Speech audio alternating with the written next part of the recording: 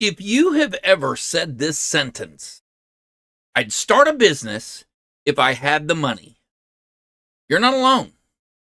It might be the most common excuse in all of entrepreneurship. Here's the problem.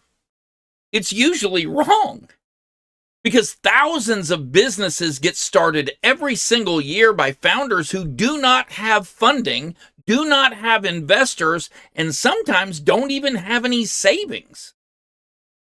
What they do have, however, is resourcefulness, creativity, tenacity.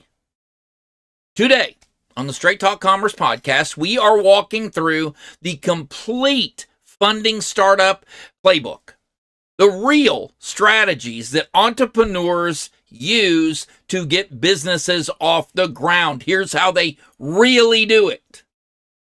Some of these are extremely obvious, and some of them are a little more unconventional. Some of them might completely change how you think about starting a company. Hopefully, they'll change your view of how to start a company for the better. We will begin in 3, 2, 1. Let's go. Straight Talk Commerce, you are cleared for launch. Just the real deal. Wayne Altman's here, yeah, you know the drill. Talking business, talking shop, making moves non-stop. From e-com to hustle, straight talk, no props. Welcome back. The biggest misunderstanding in all of entrepreneurship is the order of operations. The fact that you need money to make money. It's from the pit of hell. It's absolutely ridiculous that people say that. Because most people believe that businesses start like this. Idea, then raise money, then build business. Wrong. In reality, most businesses follow a completely different path than that. Idea, customers, money. Investors very rarely fund ideas, almost never fund an idea. They fund traction. They want to see proof of concept before they ever hand you any money. I do not fund ideas. Do you have any customers? They fund signals that the market wants what you're actually building. Now, that could include early customers, pre-orders, wait lists, revenue. Momentum attracts money, not the other way around. Go watch any episode of Shark Tank. You will see exactly what I mean by this. Yes, I do. Okay, so here is the most common way that businesses get funded to get off the ground. It's called bootstrapping. Bootstrapping only means that you're starting a business using your own resources. Now, these resources might include your savings, side income, reinvesting the profits from the business back into the business. You want to keep your costs extremely low. Bootstrapping forces founders to focus on what actually matters. Any business that I start now is a bootstrap business. I very rarely take one a bit of money from another business to apply toward the business that I'm building.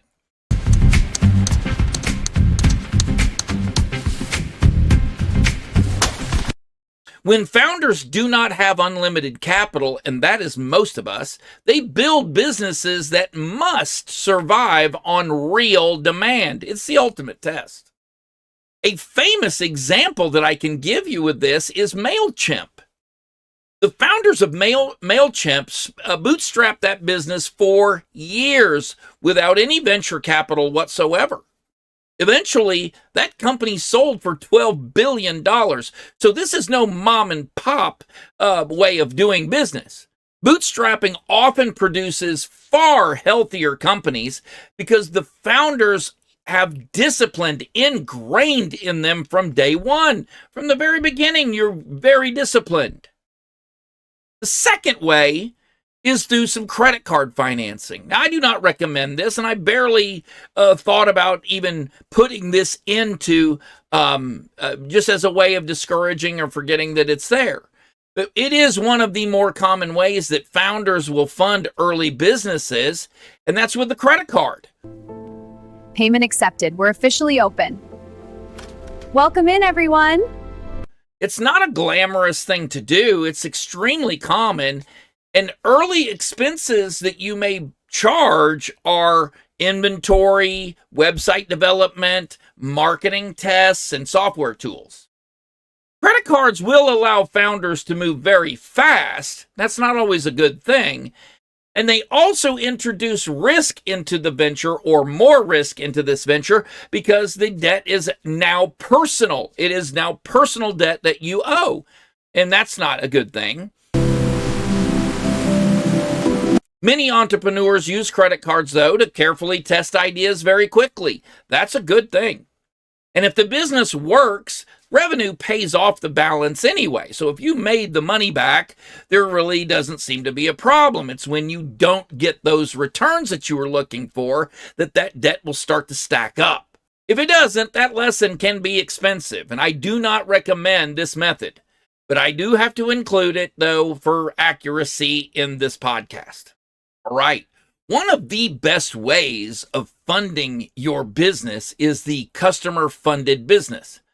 Now, it's one of the most powerful models in entrepreneurship. You get right up front in your face how this is going to work for you.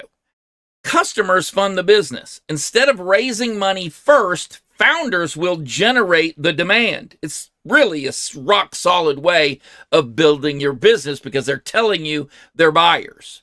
And some examples of this would be pre-orders, crowdfunding, deposits, or subscription-based businesses. We just received 10,000 pre-orders. And a famous example of this is Pebble Smart watch, the Pebble watch. The company launched itself on Kickstarter, which is a great crowdsourcing platform. They hoped to raise $100,000 and ended up raising $10 million before the first watch was manufactured. How's that for demand? Customer funding proves two things instantly. People want your product, and people will pay for that product. Two totally different things you're going to find out. That validation dramatically reduces or eliminates your risk. Sometimes the smartest funding strategy isn't raising money. It's sharing resources. Strategic partnerships allow entrepreneurs to access manufacturing, distribution, marketing, logistics, and instead of buying those resources outright, founders partner with companies that already have the resource. A supplier may offer you inventory on credit. A distributor may fund marketing in exchange for exclusive rights to that product. Partnerships allow businesses to grow without the heavy upfront capital. Okay, you might notice that one of these methods go right into another method, almost as if it were a parade or you planned it that way. Different stages of growth as you build your business. And now that brings us to revenue-based financing. Revenue-based financing has become extremely popular with e-commerce brands, especially. Instead of giving up equity, companies receive funding and repay it as a percentage of revenue.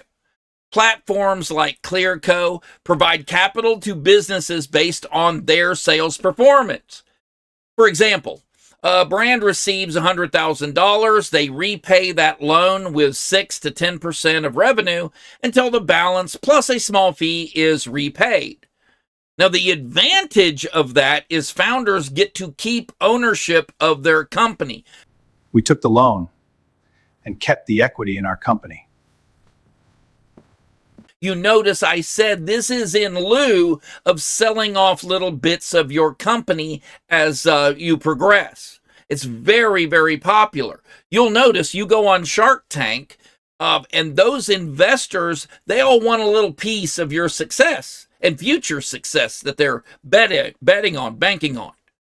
So this method keeps ownership in your hands. Very popular way of doing things now. You're bald. I am out. There should be a direct corollary between risk and reward. Whoever is taking the risk should be reaping the reward. If you are taking all of the risk, the majority, the lion's share, or all of the reward should come to you. If you bring on investors and spread that risk out, you also spread the reward. Come on, join me on the rope. Are you sure? It looks dangerous. It's an adventure. Come on. All right, I'm in. Another method that's very common in product businesses is purchase order financing. Here's the situation. A retailer places a large order, but your company doesn't have the money to manufacture that product. Purchase order financing companies will step in, or investors may step in and pay that manufacturer directly. And once the retailer pays for the goods, the finance company receives its share of those profits. And now that allows business to fulfill extremely large orders that they could not otherwise afford to manufacture. The man behind me funded our next run of nutcrackers. Likewise, another method of doing this is called invoice factoring. Many companies out there will invoice customers and wait 30 to 90 days to get paid. Now, that waiting period can create serious cash flow problems. Take it from me. Invoice factoring basically solves this issue for you. A finance company buys the invoice at a discount and pays you immediately. For example, a $50,000 invoice might generate $45,000 for you right away. That factoring company collects the full payment later. And that keeps your cash flow flowing. The risk, you've helped mitigate your risk by bringing in this factoring company. They get some of the reward. Equipment financing. I was talking to someone the other day about t-shirts and their business making t-shirts. And she was sharing with me the fact that she was not able to make the amount of t-shirts that she needed to because the Cricut machine would not produce in that bulk. Some businesses require expensive equipment. We know that. And examples of this would be that t-shirt company or restaurants, manufacturing companies, logistics companies. But instead of buying equipment up front, entrepreneurs can finance that equipment. The equipment itself becomes the collateral on the business, and that allows a founder to start operations without a massive upfront investment. I need a Cricut for my t-shirt business. A Cricut? That's a great idea. Charlie, go with Elaine and make some t-shirts. Again, you take over the equipment, that equipment becomes capital, you use that equipment in order to generate income. You did not start off with a big fat wad of money with which that you bought that equipment. All right, many of you have heard of angel investors. Angel investors are individuals who invest their personal money into startups. They invest because they believe in the founder, or they have some money that they want to just take a flyer, a risk on. I called him an angel investor one time, and he has dressed like this every day since. Angel investments typically range from around $25,000 to $500,000. And many companies receive early angel funding before they ever raise venture capital. So it's the stage just before venture capital. Give you an example of that is Uber. Uber received early angel investments before they ever became a global company and got venture capital. Speaking of venture capital, we'll be doing a podcast based on angel investing and the difference between that and venture capital upcoming. That's why I'm not going into them too deeply now. but venture capital is the most visible funding source in technology and in a lot of areas. But it's also one of the least common. Venture capital firms invest in companies that are capable of massive scale. Those businesses typically include software platforms, marketplaces, and technology startups. VC money is rocket fuel. They go with the sure things. It accelerates companies that are already showing very, very strong growth. And most small businesses do not need venture capital to succeed. Therefore, it's way less common than you would think that it is. All right, let's get back to some resources, some funding sources for the smaller guy. Okay, shall we do that? Accelerators and incubators. Startup accelerators provide mentorship, resources, and early funding. Programs like Y Combinator have helped launch thousands of successful startups, and an accelerator will typically provide a small financial investment, sure, but they give you more mentorship and investor connections. Another win for the incubator. Which is really what you're starved for in the beginning stages. And in exchange, they take equity in your company. So be very careful when you are talking about and talking to these groups of people. Those accelerators and incubators, they don't do things for free, but they are definitely powerful when the situation is right. Another method that you see very often on Shark Tank, some of the show Dragon's Den, some of those shows like that, are licensing and royalties. Some entrepreneurs fund businesses by licensing their idea rather than going full bore into the business themselves. Instead of building manufacturing infrastructure, they will partner with an already established company that already produces similar products. These products are generally match up to the product that they're already creating.